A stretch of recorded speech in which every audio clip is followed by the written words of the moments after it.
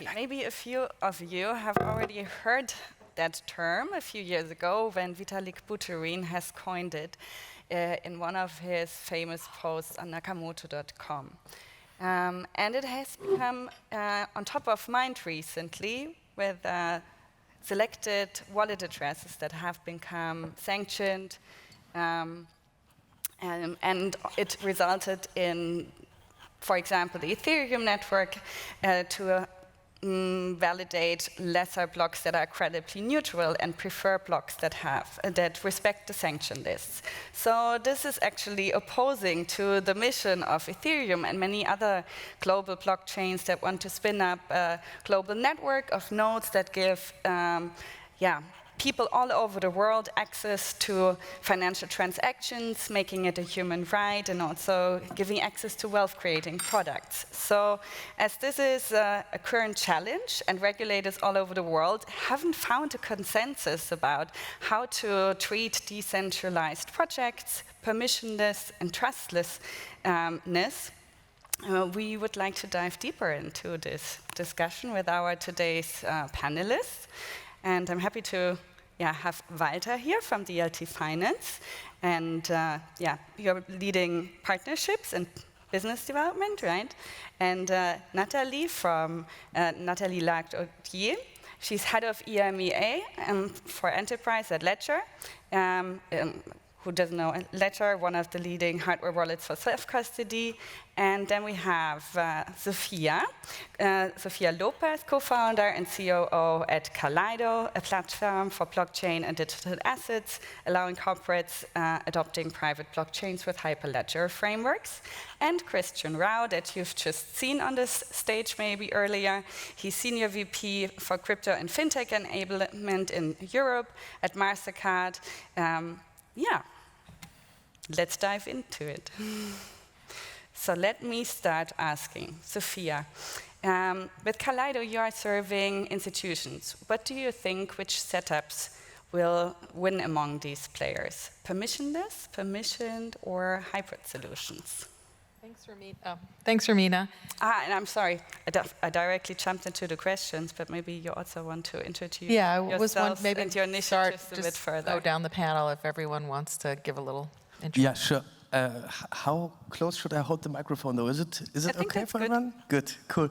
Yeah, so we at DLT Finance are regulated financial institution, so a securities trading bank in that sense, and a crypto asset custodian, so potentially a client of yours, I assume, but we'll see. And we serve banks, asset managers, and other financial institutes, and enable them to trade and custodize crypto assets in a fully regulated environment. And on the other hand, we enable fintechs and other financial institutes and tech players to embed regulated digital asset trading into their offerings. And so I represent Ledger Enterprise. So as you know, Ledger is famous for its hardware wallet, but we also have an enterprise group. And so our mission is really to secure the assets of our customers. So we empower them to be their own custodian, but also to do staking or to store their NFTs and interact with their smart contract. And we also interact with partners on DeFi or CeFi. So the Ledger Enterprise platform is really there as a backbone to any Web3 project to ensure that you do secure your assets, because as you know, there is a lot of risk out there. And so Ledger, with a combo of hardware, software, and firmware, is securing the assets of its customers across the globe. So Sophia Lopez, and I've been very focused on enterprise adoption of Web3 for 8 years, originally at IBM for the first 2 years launching the IBM blockchain platform, and as part of that had the ownership of the open source mission as well as the commercialization. So we had donated our open source code to the Linux Foundation. That ended up becoming Hyperledger, and the first code base was Hyperledger Fabric. It's still very active in Hyperledger today. I'm on the board. We, 3 years ago, donated from Kaleido, which I started 6 years ago, Hyperledger Firefly, which has all the decentralized middleware for Web3 and really helps enterprises speed up adoption. So we're big believers in leading with open source. and look forward to sharing some perspectives on enterprise adoption. Did want to clarify, we did start in the early years with permissioned and private blockchains, because that's what enterprises wanted to use 8 years ago. Today, we run all sorts of chains, all the way from private and consortium to application-specific chains, side chains, layer 2s, 3s, and up to public as well. So just really trying to help bring enterprises move from Web 2 to Web 3 in a very secure and compliant, regulated way. Yeah, my name is Christian. I'm working for MasterCard for more than 11 years in our core business, and quite likely a lot of people will have a product of ours in their wallet. Just important to state, we don't issue cards ourselves. It's banks that issue the cards, and it's other banks, acquirers that accept these payments. We are the franchise and the technology company in the middle. We do that at a global scale, so we have 3.1 billion cards out there. We processed last year, I think, 8.2 trillion of volume, so that is 2 times German GDP, to give you a feeling. And on average, we would do 15 transactions per global citizen a year. Yeah, and we are not a blockchain native company, as you would expect. Yeah. But congrats on the big announcement yesterday. Oh, yeah. Multi-token network and now you stole my thunder. It's just a teaser to get everyone excited about it. Very happy to speak about that. Yeah, but maybe you want to pick it up now, Sophia. You just mentioned that you've seen like a shift from a few years ago to now. Maybe you can elaborate a bit on what's the outlook. I think as companies, so there's different segments in the Web3 space, and at a big conference like this, we're all in the same sessions, although it's a very big surface area of the different markets and people are trying to address. So in the enterprise space, when you look from the perspective of one company, they're looking at, who can they partner with, existing business relationships, how can Web3 remove some frictions and pain points or just improve sort of B2B aspects. And then there's B2C and then, B2B2C. So lots of different ways they can get engaged. And then there's a lot of tools they have nowadays at their disposal, which could range from all the way from private and permissioned or consortia style to more of like an application-specific chain or side chains and public. So I think in the early years it was an either-or, and now it can, for an enterprise, it could be both and. So they could choose what makes the most sense for them, and in different geographies and with different regulations.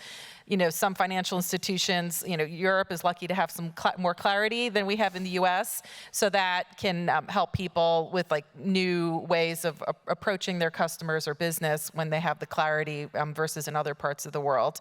But I guess my main point is it's not an either or, and it's also, maybe a little bit of a cliche, but it's a bit of a journey. So when we start, companies might look at a dozen or more different ways they can engage, and it might be very different depending on the particular project, the line of business who's sponsoring that, and the dynamics of that particular product and market and the customers they're serving.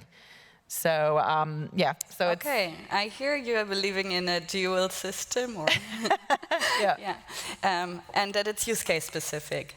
You just mentioned the regulatory clarity that we have here in Europe, and here we also have like a pretty young regulated DLT-focused company, DLT Finance. Maybe whether you can elaborate a bit on what licenses you actually have gotten and how they can add value in the field of permissionless versus permission setups. Sure. So, as said earlier, we are regulated as a securities trading bank, so we can facilitate financial business, financial commission business and stuff like this. We are not a fully regulated bank, so we can't hold the fiat assets of a user more than a certain time, but still are fully able to offer brokerage services and stuff, and also crypto asset custodian. Now, to answer the question, basically, our job as a regulated financial institute is in a way to enforce the will of the regulator. The regulator then oversees the financial institutes. And in a nutshell, the whole purpose of being regulated and of regulated financial markets and stuff is to ensure the security of the market participants, so to say. And to ensure that, We are bound to very specific processes, have very specific guidelines on how to do certain things. Good example is KYC. You know, know your customer. We all did it when we registered for a bank or card or whatever.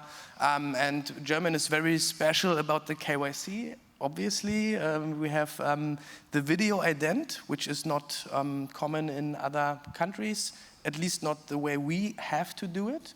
So the regulator wants us to collect the data on a very specific level. So you have to face a live agent that is, you know, approving basically that now Romina is keen to set up the bank account and it's Romina, and you have the ID card and stuff like this. And this is basically the permission system. So we are at core of it. So this is how we add value, basically, and how we would add value to a permissionless system.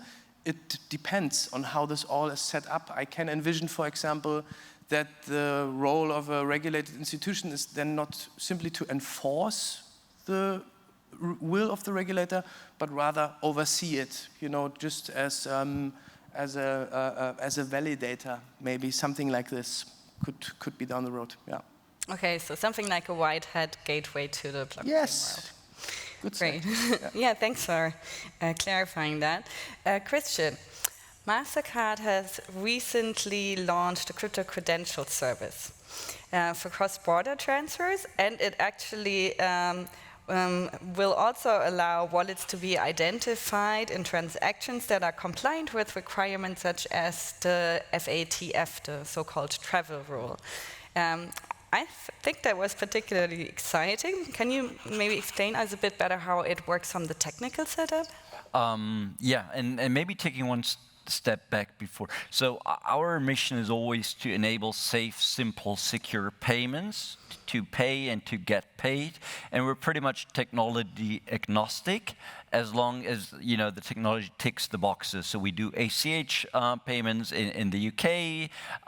We do a lot of cards, as you would expect. And of course, we also look at blockchain as a technology from two angles. From a technical one, if you will, because we see people want to invest in crypto, people want to buy NFTs, so we want to make this accessible in terms of, you know, almost being the connecting piece between fiat and the crypto world. So that is the technical element, people using their cards to top up their wallets, to buy NFTs and whatnot. And then there's this more strategic angle which this discussion focuses on. How can we use the technology, and almost philosophical, moving away from a system that we have now in Europe, which is real-time authorization and then clearing and clearing and settlement in batches.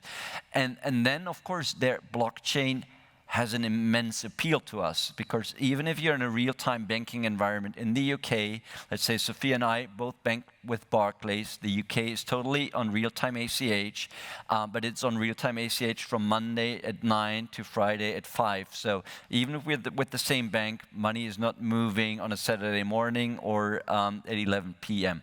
So using the technology and the open networks to address this has an immense appeal. But getting back to your question, open or closed and whatnot, we need, or we feel there's a market need to bring an extra layer of security on top of this. And in the spirit of this, the crypto credential basically came along, where we said, okay, let's create. The walled garden has a negative connotation, but let's create a sort of a protected ecosystem where we know that all the exchanges that are connected to this ecosystem, they tick the boxes in terms of KYC, AML, as you spoke to. Let's introduce aliases, because people are not super good with these. I mean, literally crypto wallet addresses and these kind of things. And so in that spirit, we brought crypto credentials to say, okay, there's a great thing, but let's put something on top to make it even better. And to that extent, it's quite likely addressing the either or. It's a bit of an either plus, so an open network plus.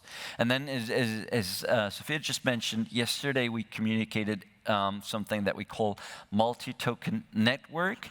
And to make it tangible, it's a beta that we're doing in the UK over the summer, and there will be news along the coming days. But think about the idea of a world where you can have a digital pound once it's there, or a digital euro. You can have tokenized bank deposits like a JP Morgan coin, a Citi coin, a Deutsche Bank, a euro, or whatever, and stable coins, and all of them can be used for payments.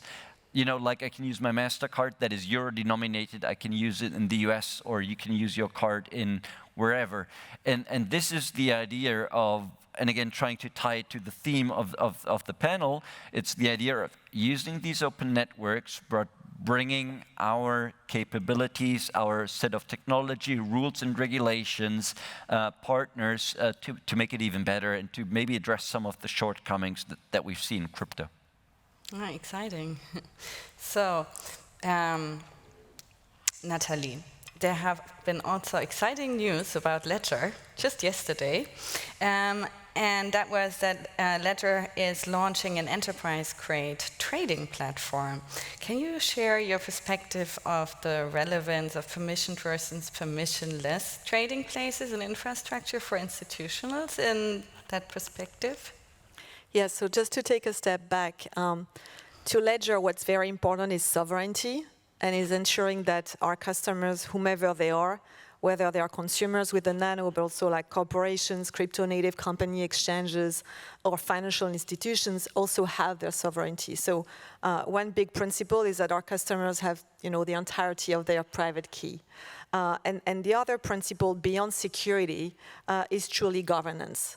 But yesterday, what we did is we extended the security of our platform to trading, because custody technology is great when you are storing your asset and they are safe. But the issue is when they are being traded or exchanged. So we developed these capabilities to ensure that companies that want to trade or exchange can keep their assets on their platform. So the way it works, there are like three major things to understand of how this technology is working. Is first, there's a secure multi-party governance, which means that there is not network like lock-in like other providers, but you can choose as many custodians that you need to be able to trade. So that's your choice depending on your needs or depending on what you're comfortable with.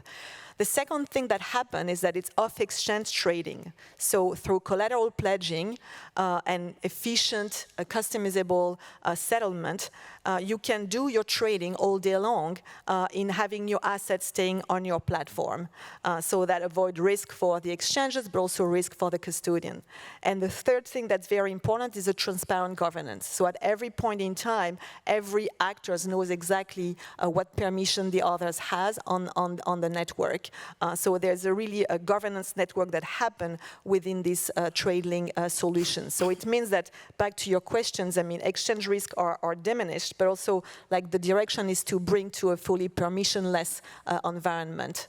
So customers are excited, and we had many exchanges and custodians that embraced these new capabilities because, first, we are the only one to do that today, and it really empowered them also to kind of diminish their gas fees and truly have this like trusted network to be doing trading and exchange at a very high volumes. Yeah, that sounds super exciting. Maybe just out of curiosity, who's spinning up the network and securing it? The network, like this new trading network, who's running the nodes? Like, how is it secured? So we are just providing the tech. We are not like a network builder, or we are not like building protocols. So it's really like we empower others to be using this technology to do their work. So I would say that the neutrality on our side is really to be highly agnostic and to ensure that if you want to do AML, if you want to do KYC, if you want to work with like any partners, we have APIs, and so that you can do that, but truly in leveraging those three pillars of sovereignty, governance, and security. So not jeopardizing your assets while you are like interacting with third parties that are beneficial for your business. Okay. Thanks. Yeah. that helped a lot. By the way, I just wanted to mention, because I've never met Chris here, but we do have a card that we built in partnership with MasterCards, and that card is available in Germany and is being highly acquired. And so if you want to be buying, the crypto card from Ledger with our partner MasterCards, that was my 2 minutes commercial ad, but it has been very successful in because Germany. I had a Binance MasterCard, but I think I won't be able. Yes, there is a Ledger one. There's Maybe a Ledger it's time one. to get a new one. Yeah, great. Maybe coming back to you, Walter, we already touched the topics a bit. We were now speaking about existing regulation for existing financial institutions or services. But thinking about decentralization and decentralized finance projects, how could a more DeFi-driven regulatory compliance look like? And how would sanctions or seizing of funds look in this context? That's a very tough question.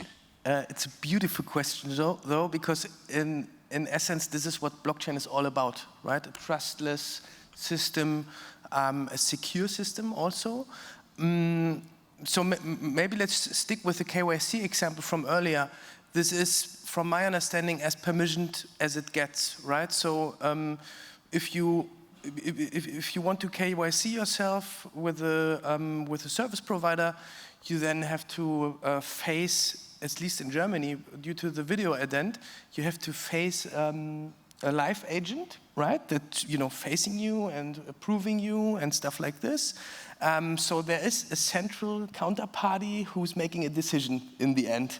And I personally had problems with it because I think I was moving and they changed the sticker on my ID card to have the new address on it and stuff. The agent I was talking to has never seen it before, and she said, sorry, I can't onboard you now, although I got it, from the government. It was a legit document, but she just didn't know it, so that's why I had the problem then. And now, how would this look like in a truly permissionless system? I don't know. It's very tough to get the KYC process in that way on chain that financial institutions like ourselves can work with it. What would have to happen is that a provider would just tackle the problem. Then you would have to convince the regulators that it's the go-to thing now. And we cannot forget the regulator's job is not to drive innovation. The regulator's job is to ensure a secure market environment. So this is what they're all about. So let's just say we have the product, we have the approval from the regulator so that we as regulated institutions can use it. Then you would still have to go for global coverage because we, as you said it yourself, Europe, USA, very different. Even within Europe, it's very different. Now Mika, that's part of the job though, but still you would have to get a global coverage, global acceptance of all those processes. And yeah, you said it also earlier, it's a process and baby steps, but we're on a good way, I hope. Yeah. Yes, indeed. It's a process. I think we have seen also many experiments over the course of the years, and there are still many exciting experiments happening. One, in this context that you also just mentioned, around the global consensus that you need, especially when it comes to KYC or AML, right? They all need to basically follow a certain logic to actually greenlight each other. What I find interesting in this context is zero-knowledge KYC, where not the whole data set completely is completely accessible or gets transferred, but it's just the verification. Yeah, this person is qualified. You have a green light, but it's zero knowledge. We have seen Mina protocol, a CK protocol, launched or announced that they are developing something like that, and a few other projects. Do you think projects like these can win, and that CK KYC will be the future of KYC? Guess I could jump in. The first pass on that. Well, first, this is an interesting just observation about the emergence. There's always emergence of new technologies, a lot of experimentation, maybe better ways, next-gen approaches. So I think bridging on the comments on Ledger's approach, similarly, that a lot of the neutrality that we provide is just best-of-breed open source. What we're seeing is really good approaches that the community's embracing and then making those easier to adopt. So in that vein, DID, or decentralized identity, over the years was had its maturation phase, and it was always capturing, self-sovereign identity really captures people's imaginations because they could see how useful it could be. But in recent year or two, we've really, from an enterprise perspective, seen a lot of light bulbs going off, or even a bank saying, why do we make the same customer have to go through very onerous KYC in Hong Kong or Singapore in the UK, and it's the same bank, right? So are there ways we could make that process easier using technologies like DID? And one the example of just partnering with different open source options in the market, Polygon had announced IDEN3 Stack, which is ZK enabled, and that's something we found, variety of our companies we work with are interested in. We know Mina very well, and some of the other options too. And then even in the Hyperledger community now, there's an Anon-Creds, which is taking some of the zero knowledge proof aspects of that credentialing out too. So we see a lot of different approaches, and certainly, to your point on experimentation, it's a little earlier, but we are seeing the enterprise adoption there. Did want to call out on the experimentation topic, things like what MasterCard is doing with the multi-token network. I read in the article yesterday in the press release, this like innovation sprints. So really opening it up to ecosystem partners to just help everyone find, business value faster by getting their hands on and collaborating around real business use cases and proof of value, return on investment, because that's what's needed in order to get these technologies to advance. Just, it's not a hammer looking for a nail. There's actually a problem you can solve, but you need to get your hands on the tech, and it needs to be regulated and compliant, for the appropriate industries in the cases of financial services. Yeah, thanks for sharing your opinion on that.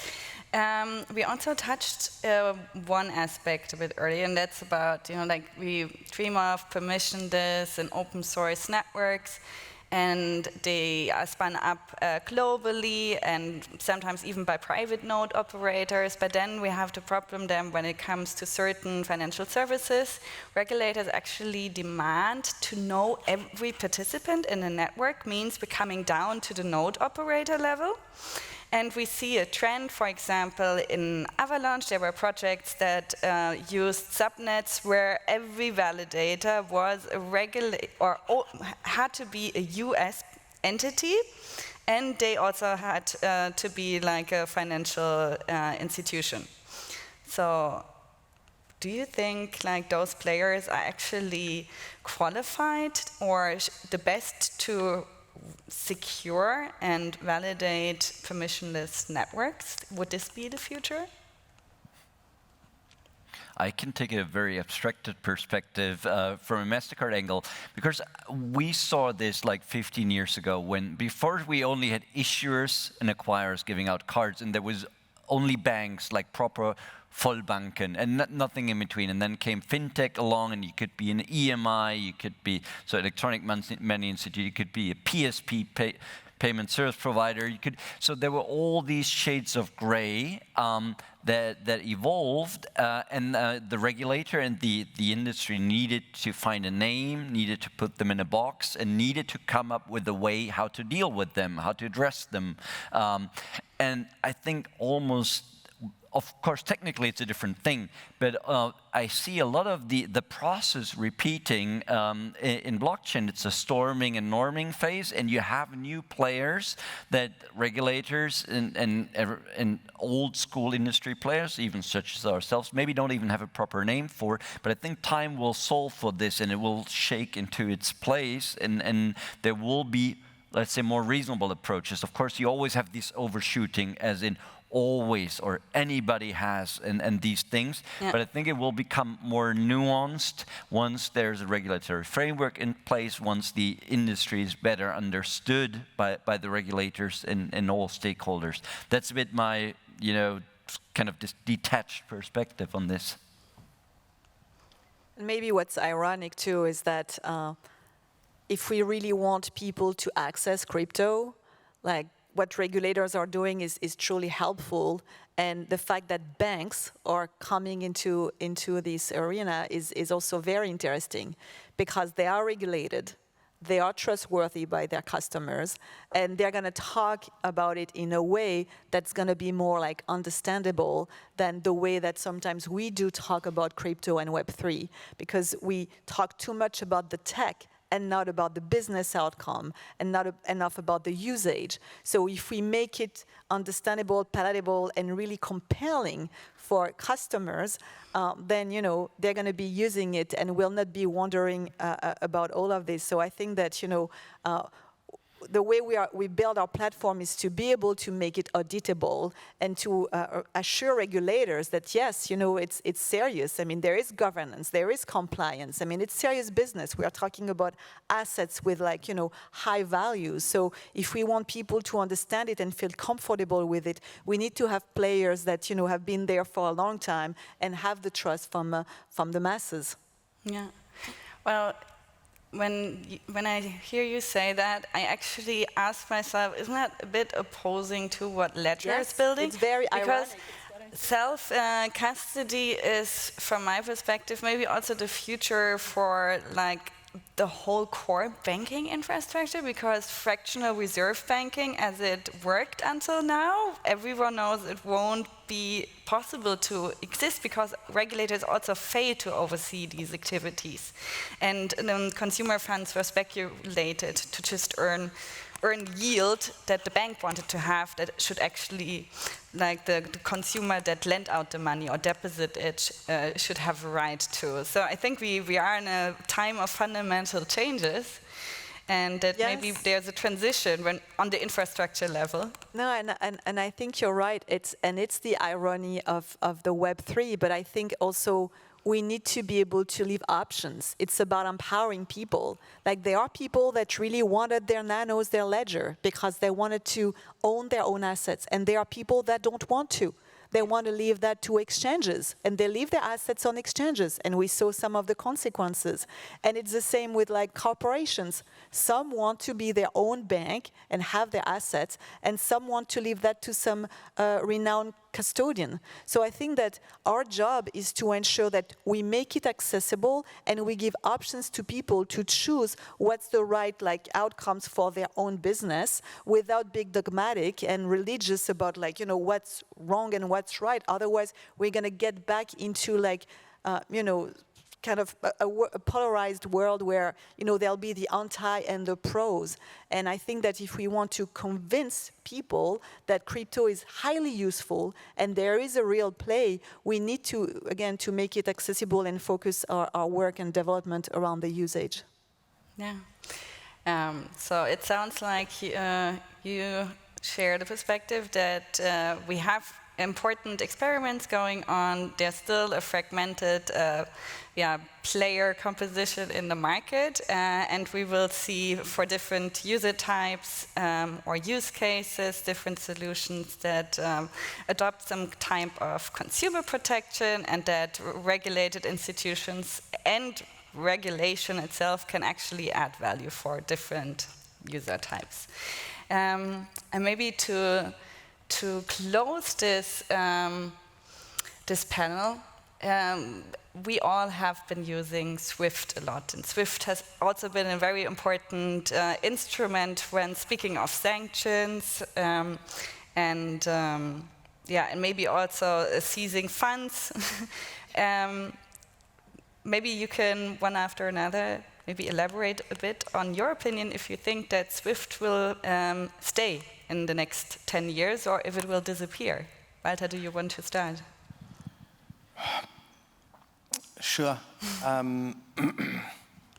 mean, as you said, there's monumental shift incoming in various areas of the financial industry, and I think SWIFT is not, safe from at least from this. So, yeah, we most definitely will see some changes around this. Natalie. In my opinion, and I don't have a crystal ball, but I think it's not going to be an or, it's going to be an and. So at some point, there'll be a crypto type of SWIFT. I mean, it's already there somehow, but so I don't think it's going to disappear, but I think that it will be challenged. Yeah, I'm just reflecting. I mean, it's a 50-year-old institution. So in the U.S., sometimes they'll look at the S&P 500 and how many of the companies are still around that were in like the top 50 in the next decade, and it's like a single digit. I mean, I don't know, it's very small. So there's naturally like a turnover in business as new business models and ecosystems emerge or technology changes. But, and SWIFT has had staying power for 5 decades now. We actually, SWIFT is looking to disrupt themselves and innovate, and we've been working with them on their central bank digital currency work. So last summer, they set up a pilot. They invited 18 central banks and global transaction banks. And it was really great. They took really a next-gen approach to standing up the infrastructure in a very compliant, regulated way very quickly, so that not a lot of enterprises in the Gen 1 approach would blow their whole budget, or maybe even tens of millions of dollars, on just the plumbing layers of the technology. And SWIFT was very focused on the use case, getting the central banks together with the private banks to figure out, what is this new world going to look like? And so they provide the messaging service. What does it look as different country ecosystems develop their own CBDCs? How are they going to communicate with each other? Since they're a nonprofit, collaborative of the banks, they have an opportunity to help bring these ecosystems together and say, you don't need to be siloed digital islands. We could figure out ways to sort of transact as these new CBDCs are all launched, and they had over 200 participants and thousands of transactions. Now they're moving into the next phase. They have a white paper. It's all public, so you guys could read about it. So it's been pretty interesting because we also work with country ecosystems. So it's sort of like the other side of it, thinking, well, logically, how are all of these countries going to transact? So I think they're being pretty proactive, saying, hey, it's part of our mandate from our members to help figure this out together, and they're in a good place to enable an industry dialogue in a meaningful and pragmatic way to figure out the path forward. Insightful. I think I would just reiterate the thoughts already mentioned. So I think there's going to be more choice. It's going to be a more fragmented landscape, and there will be coexistence of different companies, different channels, and so on and so forth. And that's actually started before crypto, right? It started with open banking, which first brought the idea to the table that I should be able to use financial services of an entity other than the one that are safeguarding my assets. So point one, fully agree to the Ledger position of choice. Point two, reiterating what you were saying, in your statement, there's this inherent assumption that SWIFT will stay where they are, right? Which they won't. It's a bit like when Bill Gates in 1996 or something was saying there's need for banking but no banks, right? But if you gave him the onboarding experience of a Revolut today and would tell him, yeah, that is banking, quite likely he would go back and, yeah, when I was saying there, no banking, I didn't anticipate this. So I think let's be careful in 10 years what SWIFT will put on the table, or the industry as such, right? Them being a pass pro toto for the industry. So I would be kind of bullish on them being around. But again, I'm not a shareholder. Yeah, let's see, maybe they will reinvent themselves. Yep. Okay, yeah, thank you so much for your insightful perspectives and opinions that you shared today. I think we can wrap it up. I hope you also enjoyed our panel today. And yeah, we see each other around. Thank you very much.